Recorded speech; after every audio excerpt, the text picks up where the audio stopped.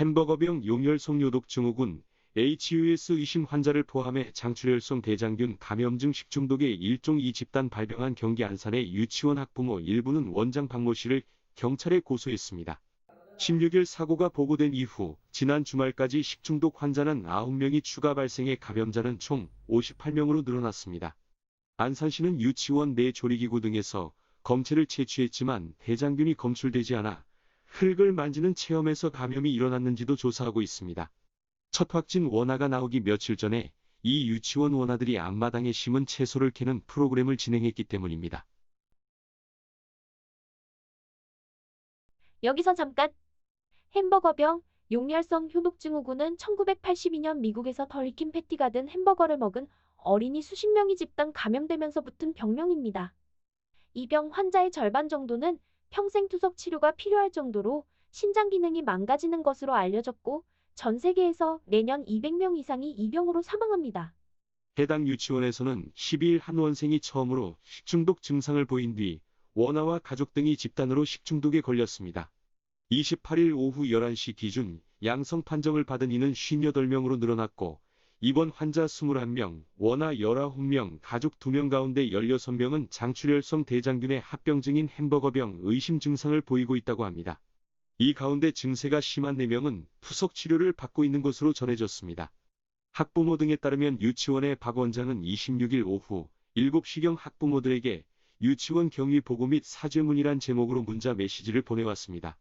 박 원장은 이 메시지에서 유치원에서 급식은 보존식, 음식 재료 144시간 보관으로 보관했으나 저의 부주로 방과 후 제공되는 간식은 보존식으로 보관하지 못했다며 이 점에 대해선 분명히 책임을 지겠다고 밝혔습니다.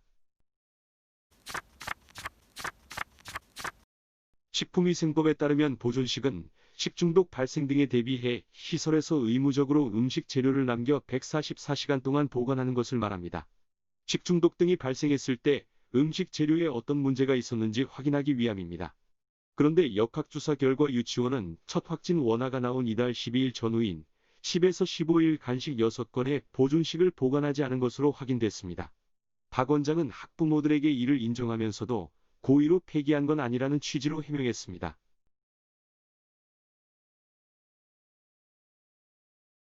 하지만 학부모들은 안산 상록경찰서를 찾아가 박 원장을 식품위생법 위반 및 업무상과실치상 혐의로 고소했습니다. 이들은 고발장에서 유치원의 과실로 인해 미취학 아동 100여 명이 집단으로 중상해를 입은 심각한 사안이라며 제2의 가습기 살균제 사건이 될 수 있다고 밝혔습니다. 학부모들은 박 원장은 안산에서만 15년째 유치원을 운영하는 등 경험이 풍부하다면서 간식을 보존식으로 보관해야 한다는 걸 몰랐다는 건 믿을 수 없는 변명이라고 지적했다. 해당 유치원은 16일 오후 처음으로 안산시 교육지원청에 집단 식중독 사태를 알렸으나 보건소에는 아예 알리지 않아서 문제가 되고 있습니다. 보호자들에게 간식은 원래 보존하지 않아도 시 식품위생과에서 문제 삼지 않았다. 여름은 장염 등이 유행하는 계절이다. 같은 변명을 늘어놓아 늑장 대처 의혹에도 휩싸여 있습니다. 문재인 대통령은 26일 원인을 면밀히 조사해 환자 치료를 포함한 관련 조치들을 철저히 이행하라며 집단 급식소가 설치된 전국 유치원과 어린이집에 대해 관계부처는 전수점검을 실시해야 할 것이라고 지시하였고 정부도 정부 세종청사에서 관계부처 대책 회의를 열고 해당 유치원에서 발생한 집단 식중독에 대해 공식 사과했습니다. 해당 유치원의 식중독 원인이 아직 미궁에 쌓여있는 가운데 이 작고 사랑스러운 아이들의 피해를 어떻게 보상할 수 있을지 귀추가 주목되고 있습니다. 오늘 전해드릴 내용은 여기까지입니다. 감사합니다.